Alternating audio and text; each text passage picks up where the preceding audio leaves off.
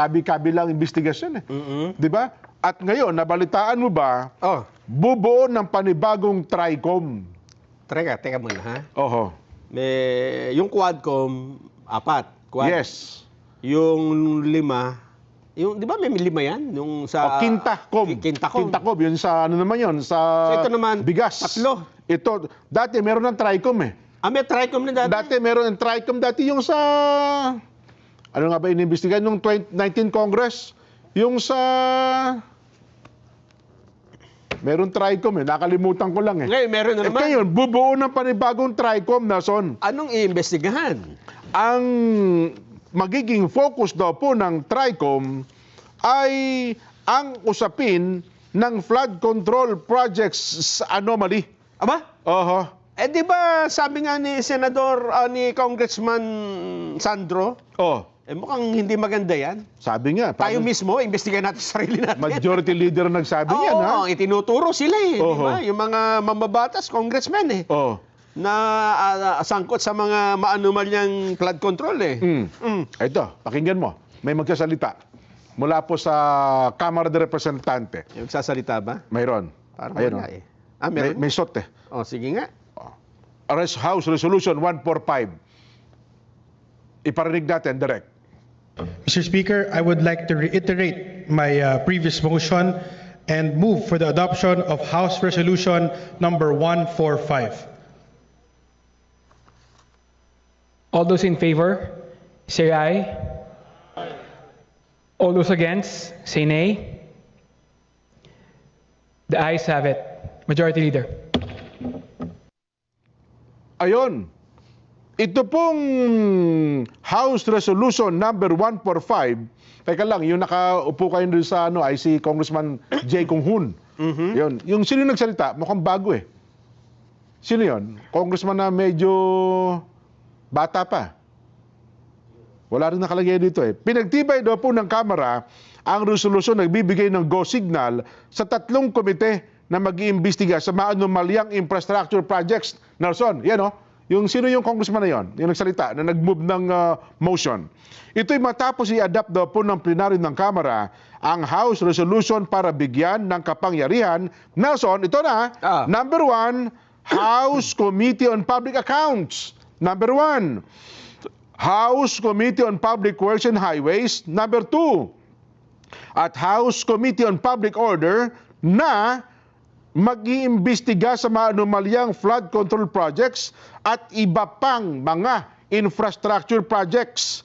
Ang House TRICOM on Infrastructure, yun ang pangalan, House TRICOM on Infrastructure, ay makikipagsabayan, mga kababayan, sa Senate Blue Ribbon Committee na nagsasagawa rin po ng investigasyon sa mga maanumalyang flood control projects ng gobyerno. Pinalagan. Una po umalma. Ito na, may umalma na. Dati po yung magkakampi ito eh. Umalma daw po yung Makabayan Block ng Kamara sa pagbuo ng TRICOM on infrastructure dahil mayroong mga kongresista, kasamahan nila sa Kamara de Representante, na sinasangkot sa maanumalyang flood control projects at pinapaboran ang pagbuo ng independent fact-finding body. Sa halip daw po na bumuo ng TRICOM infrastructure, sabi ng Makabayan Block, bumuo na lang tayo ng independent fact-finding body. Okay. Yan ang sinasabi nila ngayon. Sino-sino ba? Ang sayang atin Natalie, hindi mo lang nilagyan ng konting impormasyon itong ating balita. Sino ang chairman ng public accounts? Si Ridon. Sino ngayon ang chairman ng House Committee on Public Works? Para makita din natin. Ito pong ipinakikita namin sa inyo. Saan yan? Direct. Yan po yung sa mga anomalya ba ito? Ongoing projects? Saan ito? Ito ba yung sa Mindoro? Basta. Baliwag ito. Baliwag. Ayan. Baliwag, Bulacan. Alam mo, Nelson, may mga chismis ako sa iyo. Alam mo bang marami daw ngayong bigla ang mga public works projects. Yung mga dati walang ginagawa. Naglagawa. Biglang nagbilisan doon ng trabaho, puspusan. Ang problema dyan, Oo. hindi naman makukuha ang madali yan eh, di ba? Hindi, 24 oras na ang trabaho ngayon. Hindi, ganito. Oo, ang bilis, Mga grabe. babae. Unahan nyo na ng picture. Ay, nako. Oo. Kasi baka pagdating natin dyan, Oo. gawa na nga eh, di ba? Oo. Tapos ang tibay. Nako. Sasabihin nila, hindi baling malugi tayo ngayon. Oo. Huwag lang tayo makulong. Hindi, tsaka pinupukpok daw ngayon ng mga district engineer ng DPWH, yung mga kontraktor. Oo. Boss, ako, magkaka-investigasyon na. Oho. Yun daw dati, 3, 4 na tao. Gayon daw, 40. Kaya pala nagkakaubusan ng Nagkakaubusan bako. At saka nagkakaubusan ng mga construction worker ngayon.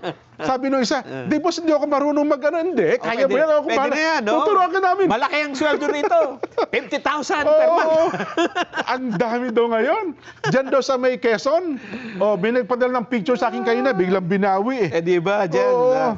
dyan sa Quezon, ang reklamo ng mga residente. Ito mga taga-Quezon na, di ba? Ayan yan, oh. Laging lubak-lubak yung kalsada. Doon daw sa may gawin ng Lucena, project daw na isang dati ng congressman. Oo. Yung riprap. Natabtab na bakbak eh. Eh di ba, yun yung mga nakakaraan? O yun na nga. Yung mga bagong gawang Oo. bahalang yung natatanggal kagad. Oo. Ngayon, ginagawa na uli. Ngayon daw, nako, ang bilis na ng trabaho ngayon. Naglagay doon ng mga sandbag kung ano-ano. Oo. At saka, Kasi baka mapuntahan ng Pangulo. Iba nga grabe naman daw. yun, di ba? bigla daw na gano'n, nagbenta ka, no? 24 hours ang trabaho. Alam mo, dapat Walang pahingahan. siguro, Oh. palaging may ganyan ng presidente. Dapat, oh. Halimbawa, pumunta sa isang lugar na may event, Oo. may side trip siya, no? No, Na, totoo. Kayang-kaya naman gawin ng Pangulo yan eh. surprise inspection. Ano? Oo, sa kapangyarihan, sa intelligence, alam na alam lahat. Tsaka sa dami na nagre-reklamo ngayon doon sa Oo. isumbong mo sa Pangulo. Nako. Kaya yun daw ngayon, ha? Halimbawa. Nagtaka daw yung mga yung Lucena kasi dati riprap eh. Oo. Dinadaanan ng, sabi niya, Pinapabayaan. nung nagising daw sila, walang ano eh. Nung pagkagising, ano Gawa ito? na. Gawa na. Ano ito? May magic ba ito? At saka talagang Nagpabili pa yan ng ng mga, yung mabilis na matuyong semento. Yun, 24 hours, Oo, pwede tayo nang daanan na. eh. Oo. Ano tawag yung curing period niya, maikli lang. Oh, doon daw naman sa Nueva Vizcaya. Oo. May nagpadala din sa atin, presidente ata ng parang contractors group sa Nueva Vizcaya. Oo. Meron daw lagi doon na pinapaborang contractor eh. Aha. Mantakay mo, taga Nueva Vizcaya ang ginagawa, ang contractor galing pa ng Quirino province. Ang layo. Malayo ba yun? Ang layo. Pag nilakad mo, ilang araw yun eh. Quirino. Oh, yun daw lagi ang napapaboran. Doon naman sa may Nueva Ecija, Oo. ganun din, Nelson. Minamadali. Minamadali daw ngayon. Tsaka ang liwanag daw ng paligid kasi para tuloy-tuloy ang paggawa. Oo. Nako. Kahit madilim, may trabaho. Kahit madilim, Umulat, umaraw. Holiday o hindi. pukpukan daw ngayon talaga. Oh. Ganyan dapat. Maging doon sa, ang balita ko kanina, nasaan na ba, hinahanap natin dito yung Nelson, yun hong kumpanyang SunWest na yung dike doon sa Mindoro. Alam mo ba ngayon, sa loob ng 3 araw, 4 na araw, ngayon patapos na. Gawa na. Patapos na po ngayon. At sinabi po ng SunWest, doon sa kanila pinalabas na pahayag, Walang gastos dito ang gobyerno. wala pong gastos nito ang Paano gobyerno. dam nyo ng pera? Ito po yung ginugulan. Pero yung sabihin, ganun talaga. Inubliga po sila. Ano lugar yun? Yung sa project na sa Mindoro. Bukod pa yung sa Nauhan, ha? Ito yung dike. Ito palang dike, Nelson. Iba yung, kasi yung dike, pwede mong daanan sa ibabaw. Di ba nakita mo sa may Tarlac, yung Porac, Pampanga? Yun pala dike. Yung magkabila, malapad, tapos pwede mong daanan ng sasakyan. Okay. Meron namang ata na, yung parang, hindi dike tawag eh. Meron technical terms eh. Pero sabihin, parang bakod lang na may semento, hindi mo madadaanan ng itaas. Parang riprap lang ata ang tawag doon. Breakwater. O parang ganun lang. Meron silang tawag kung ano pa man eh. Yun yung malaging nasisira doon sa may bahagi ng Pampanga. Ngayon daw, talaga namang puspusan ng trabaho. Nakikipaghabulan sila sa mga inspektor. Sabi nila, baka maunahan tayo ng bako ni Marcoleta. Patibayin natin. Kailangan pagka ito, Yun na nga. tinusok ng bako, Oo. yung bako masisira. Para hindi na makatusok. Di ba yung pagtusok daw ng bako, kailangan na niya mabali yung yung bakal ng dulo sa bako eh. Yun. Kasi anya, pag naunahan tayo ng bako at saka inspection team ng DPWH, yari tayo. Oo nga Ipatatawag tayo doon sa Blue Ribbon Committee. Oh. Kaya puspusan daw po ang trabaho nila ngayon. Kaya pati ata sa investigasyon, mukhang nakikipag-unahan din po ang Kamara sa ginagawang investigasyon ng Senado, Nako. Blue Ribbon Committee. Tingnan natin, ha? Kung ano mangyayari sa dalawang investigasyon na yan. Kasi sa Senado, nagsimula na Jen, Tama, nakaisang araw na sila. Marami nang nabubulgar. Pero sabi ni Senador Jinggoy, Oy. ano lang yan, yelo. Yelo pa lang yung nakikita natin na yan. Yelo? Yelo. Ba't ano yan? Paggawaan ba ng yelo yung tinirada? Tip of the iceberg lang daw yan. Posible. Oo. Tama. Yelo pala. Oo. Tingnan, papanggangan natin. Senador, ano ba yung yelong pinagsasasabi mo? Magtatagal pa yung investigation sa Blue Ribbon Committee. Hindi lang siguro dalawa, siguro baka umabot pa ng 10 hearing yan sa dami o sa lawak ng scope ng mga anomalies. Yes, they have to be present. Patatawag siguro natin sila, yung mga district engineers, of course, ng Bulacan, Mindoro, and pati yung COA. Kasi hindi magpo-prosper ang ghost project kung walang cooperation ng COA. Ayun. At tip of the iceberg lang pala. Oo. Ibig sabihin mas malaki pa yung nasa ilalim nito. Pero totoo bang kasi may nakita akong nakakadiri kayo. Side comment pala ni Senador Jinggoy. Nakita ko sa social media. Ganun ba? Di ba nung tanong siya ng isang araw tapos off mic, Oo. nakakadiri kayo, mga ganyang, yung kontrobersya tungkol sa sa flood control flood habang control? tinatanong. Ba? Ako naman kasi Senador Jinggoy, huwag ka naman mga side comment ng ganyan. Minsan naalala mo na isa lang ka sa ganyan, ayaw mo rin makarinig ng ganyan mga side comment. Oo nga. Di ba? Kaya sabihin mo na hindi totoo. Sabihin na natin hindi totoo. Di ba? Pero para karinggan tayo ng mga ganong side comment na ewan ko, kayo naman nagsabi niya. Pero ako lang, bilang isa, nung kayo po'y pinararatangan ng ganyan, ayaw niya rin, masakit ang kalooban niya, di ba? Ngayon po naman, napaparatangan ng ganito, yung ibang opisyal ng bayan, para marinig sa inyo yung ganong salita, baka naman po, kalabisan. Baka lang, ha? Pero kung ayaw niyo naman magpapigil, di wala tayong magagawa. Naisingit ko lang naman. Para marinig sa inyo yung salitang nakakadiri kayo. Mga ganyang banat, ha? Lahat ho ng mga nabubulgan ngayon, kanya-kanya ng paliwanag dyan Ganon? Kanya-kanya ng paliwanag yung mga, hindi ba, yung sa, ano ba yung, sa Mindoro. Di ba yung nabulgar doon na nasira agad? Tapos Yun nga yung DK. Tapos iniuugnay ang isang congressman. Pinaliwanag ko na sa iyo, Nelson. Ang magiging scapegoat lang nila dyan, hindi naman ako nagawa niyan. Hindi naman ako pumili niyan. Oo nga, diba? Si tama. Congressman Arnan Panaligan. At may sulat pa siya ipinakita Ito ang katunayan na sumulat ako sa DPWH nung kagagawa pa lang nitong project, flood control, na nasira agad. Sabi ko ay tingnan nila at ayusin ka agad. Kailangan i-reassess daw yung project dahil madaling masira. Ayun. Mula sa tanggapan mismo ni Kong Arnan. Kasi pinangalanan siya ni Senador Ping Lacson. Hindi, kasi sinama naman niya kasi sa parang accomplishment niya na Yun ito na nga, galing sa nasa kanya daw social media account. Kaya ganun na magiging problema, di ba? Kapag ka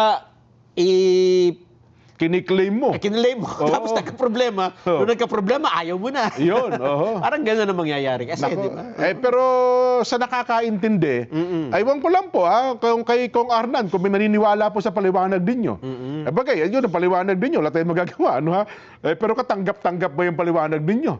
Di ba? Kumbaga sa korte, meron tinatawag na alibay, Yun bang alibay ninyo, katanggap-tanggap na talaga nga bang wala nga ba kayong kinalaman sa implementasyon ng proyekto na yan? Di ba? Doon naman tayo sa Bulacan, dyan, sa Baliwag. Ayan, sa Baliwag. Yung pinuntahan ng Pangulo. Nagpagalit sa Pangulo. Oo. Dito naman, may statement ang pamahalang lungsod ng Baliwag. Yung mayor na Baliwag City. Oo. Ano sabi ni mayor? Ito hindi, mismong sabi niya, Oh. Nitong Miyerkules, bumisita sa ating lungsod si Pangulong Ferdinand Marcos Jr. O tama po upang naman. personal na tingnan ang inireport na reinforced concrete river wall project ng DPWH sa Purok 4, Barangay PL. Oh. Malinaw na tinukoy ng Pangulo na ang itinuturing na Ghost Project ay proyekto ng DPWH Oh. kung saan sila ang nagpondo, sila rin na nagpatupad, Oh. at sila rin na nagbayad. Oh. Base sa mga dokumento na inilabas na Malacanang. Tama. Oh. Ang proyektong ito ay hindi daw dumaan sa pamahalang lungsod. Wala ring kaukulang dokumentong isinumite sa City Engineering Office. Wow, wow. Maging ang koordinasyon o pakipag-ugnayan sa alinmang tanggapan ng LGU. Oho. Gaya ng Pangulo, mariin din tinututulan at kinokondina ng pamahalang lungsod ang anumang panlolokong proyekto. Lalo na't malaking pondo ng bayan ang nasayang at inabuso rito. Oho. Sinisiguro ng pamahalang lungsod na mas paigtingin pa natin ang pagpag-ugnayan sa mga ahensya ng pambansang pamahalaan sa anumang proyekto na isasagawa sa ating lungsod upang agad na matukoy at maaksyonan ang mga kahina-hinalang proyekto Nako. bago pa man masayang ang pondo ng bayan. Yun. Buong suporta ang pamahalang lungsod sa hangarin ni Pangulong Marcos na palabas niya ng katotohanan Oho. sa mga maanumalyang proyekto ng gobyerno hanggang mapanagot ang mga opisyal na may sala. Yan. Di ba? Pero ang tanong dyan, Nelson, kayo ba, mga taga-Baliwag, Bulacan, naniniwala ba kayo isang malaking proyekto? Ganyan eh. Walang kamuwang-muwang ang local official natin? At saka ako, Jen, First time bang, baka naman ngayon lang naging mayor si mayor, yung salita. Dati na ba sa mayor? wala kasing pangalan. nakalagay. Ibig sabihin, collective ng... Baka posible kung ngayon lang siya nanalo, kapapanalo pa lang niya, baka hindi siya dating mayor. Oo. Pero, Nelson, sa kaalaman po ng lahat, ang isang proyekto ng DPWH, sabi mo ng district, hindi po pwede hindi ka magpaalam sa mayor. Kahit national. Oo, hindi ka pwede hindi ka magpaalam sa engineering office. Sabi nila, wala daw coordination ha? Ni paalam, wala daw Pero ako, Jen, halimbawa ako ang LGU, nakita ko na may ginagawa, di ba? Oo. Monitor ko na yun, di ba? Yes. Sabi mo, ayaw Yun nila lang. makapag-coordinate, pero tungkulin ng isang LGU, Kahit sa barangay man lang oo, na i-monitor yan. Oo. At i-check kung ginagawa ba nila. Kasi baka naman nagtatayo na sila dyan ng makakapinsala sa inyo. Wala ka Totoo. pakibo, di ba? Baka mamaya, naglagay niyo ng pabrika ng lason. Wala kayong kamalay-malay. Ayun nga, di ba? Di ba? O dapat at least meron ka record. Yes. Ito po, chinek namin. Ha? Oo. O, nakita namin, ganito raw ang gagawin. O, hindi ipinagpaalam ito kasi kung ngayon lang kayo magre-release ng statement, anong ginawa nyo noon? Di ba? Totoo. O, kasi bahayan bahayan. Well, again, sa bayan korte, nila sabi mga Nelson, alibay na lang yun. Depende sa judge kung magiging katanggap-tanggap. Ang judge ngayon, taong bayan Magiging katanggap-tanggap po ba sa inyo itong mga alibay na ito? Ngayon, Jen, Di ba? Oo. ito'y hamon sa iba pang mga LGU. Nako. Oh. Mga mayor, mga gobernador, Oho. lumabas kayo. Yan. Kasi baka kayong maituro, di ba? Oo. Baka kayo mapaghinalaan. Lalo pa nga, Nelson, kung ang district congressman, anak o kamag-anak ni Mayor, Hindi ni Governor. Hindi lalabas. Di ba? Hindi magtuturo na, ito po ang flood control project namin. Yan. Maayos dito. Naku Bakit po. bakit ba maayos? Kamag-anak ko yung district Anak engineer. ko po yung anak ko yung congressman. Oo, tsaka yung kontratista nito. Yun, nako. Ay, asawa ko. Yan. Kaya mahusay ang pagkakagawa nito. Oho. Hindi, palakpakan, di ba? Kaya walang baha dito sa amin. Talaga naman, walang bahan hanggang leeg. Kasi, Jen, gagaya nito Yan, napilitan ngayon maglabas ng statement ang Baliwag, Totoo. LGU City. Ako naman tinatanggap ko siya. Yan ang kanilang paliwanag. wala Yan ang tayong magagawa. Gaya din naman ang paliwanag ni Kong Arnan Pangaligan. Tinatanggap din naman natin yun. Ang ating hamon, Jen, hihintayin niyo pa bang maunahan kayo ng presidente sa pagre-report? Diba? Oho. Hindi ba nakakahiya yun na kayo ang mayor, kayo ang gobernador, naunahan pa kayo ng nasa Malacanang? Presidente mismo, Na tinan mo yung dito, Oo. flood control, walang kakwenta-kwenta. Yo. Parang sinasampal ho tayo. Oho. Kahit sabihin na natin na wala tayong kinalaman dyan, hindi tayo kumita, pero inilagay mo sa panganibang Yung mamamayan mo. mamamayan mo kasi hindi mo tinitingnan di ba? Ang naging malungkot lang sa Mindoro, Nelson, magkalaban yung Arnan Panaligan at saka yung Governor Dolor. Magkalaban sa politika. Kaya ngayon, nagkakasilipan. Yan ang ngayon. Yan ang magiging problema. Maglilitawan yan kapag ka mga local officials magkakalaban. Halimbawa dyan sa Nauhan. Yan, Nauhan, Oriental Mindoro. Hindi naman lumilitaw yung mayor din, di ba? Yan, tahimik Para tahimik. sabihin na, Oh. hindi rin napaalam to sa akin. At marami pang ganyan. Sabi ko nga sa'yo. Dapat. No. Huwag nyo nang patagalin, huwag nyo nang hintayin na ano ba, maipatawag pa kayo sa Blue Ribbon. O kaya kung saan, na kayo, magkusa na kayo. Di ba? Na magsalita. Ituro nyo na yung sarili nyo. Ay, hindi, sarili nyo yung... kasi ang iba niya, ayun na yung magturo. Baka tsak tatamaan din sila, no? Eto, Jen. Oo. Meron na. Akala mo, walang magtuturo, ha? May nagturo na? Meron na lumutan. Yan na sinasabi na natin Meron sa na pong naglakas ng loob na magsalita. Sino yan? Ay, magugulat ka rito, Jen, ha? Ito po ay ang DPWH sa Central Visayas. Central Visayas, Cebu. Cebu. DPWH Central Visayas. Nako, kasi daw yung Cebu, si Governor Gwen, ay mukhang isa rin sa may pinakamaraming yung kanyang probinsya. Ito. Lumitaw na po si DPWH 7 Director Danilo Villa. Aba, ano sabi ni RD Villa? Malakas ang loob nito. Oho. Nagpa-press conference pa, nagpatawag ng media. Aba? Oo. Tapos? Halika yun. May flood control, project. Nagpahayag siya ng kanyang sagot. Huwag na natin hintayin ng presidente. Aba? Pagka pumunta ang presidente dito, maunahan pa tayo. Mas malaking kahihiyan yan, tama naman. Ito ang sasabihin ko sa inyo. Makinig kayo. Pina-check ko yung mga 600 flood control project. Malaki buong Cebu Region 7. Yan mula 2022 hanggang 2025. Ba? Yes, meron dyan. Drainage systems. May seawall. May culverts. May river protection work. Yan, Pati na yung ilang parte ng Negros Oriental, umabot yan hanggang dito sa Cebu. Alam nyo ang na-discover namin? Ano po, RD? Eto, magugulat kayo sa na-discover namin. Ano po yan? Talaga, hindi ako makapaniwala rito, Nakita namin yung actual na location. Pinuntahan na nila isa-isa yan. In-report sa akin. At ano po nangyari, RD? Wala ni isa na nawawala. Walang peking proyekto. Walang ghost project sa flood control dito sa Cebu.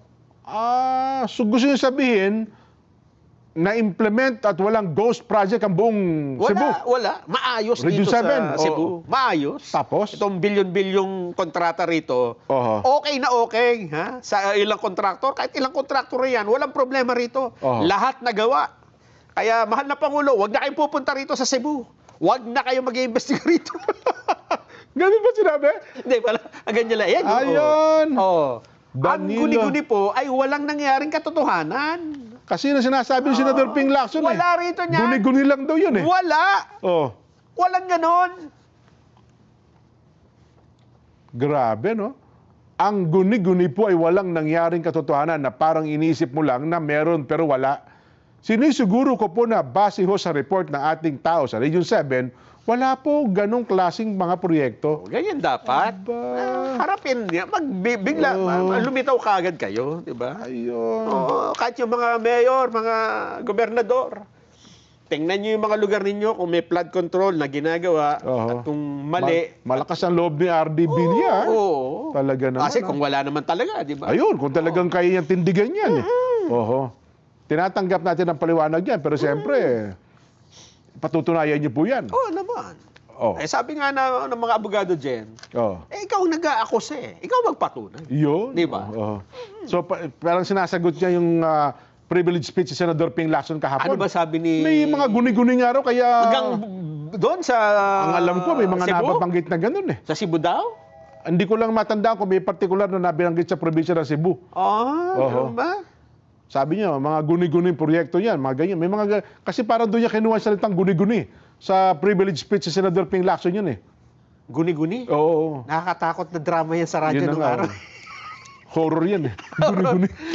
Ang sabi naman ni Lilian Chavez Berhin, sino naman yan? nang galing ng USA at nasa Orani, Bataan ngayon, at nanonood kasama si Jim Miranda, ay titingnan natin dyan sa Bataan kung may mga flood control project. Sa Bataan?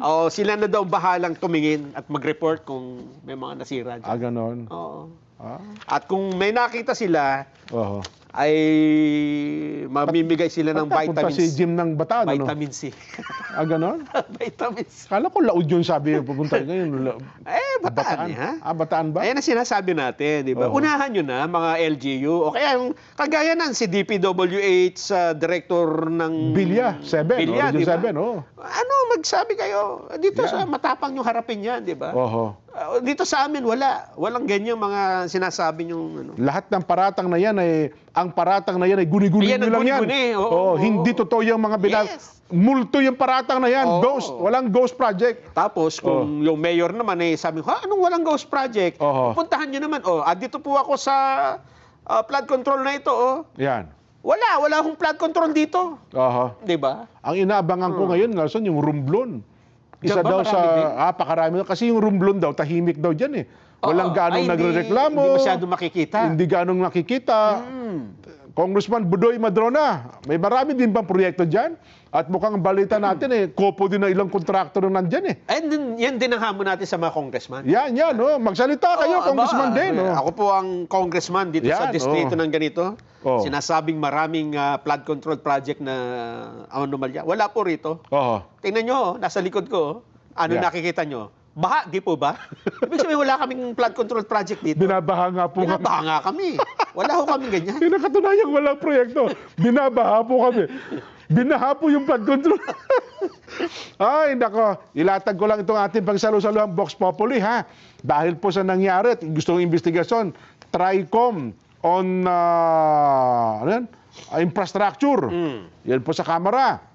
Sa Senado po naman, yung Blue Ribbon Committee. Ang atin magiging tanong ay ganito, sino ang dapat na mag-imbestiga sa issue ng flood control projects? A. Kamara. B. Senado. Yan. Tandaan niyo po ha. A. Gusto po namin Kamara. Letter A. Kung ang sagot niyo naman, gusto po namin Senado.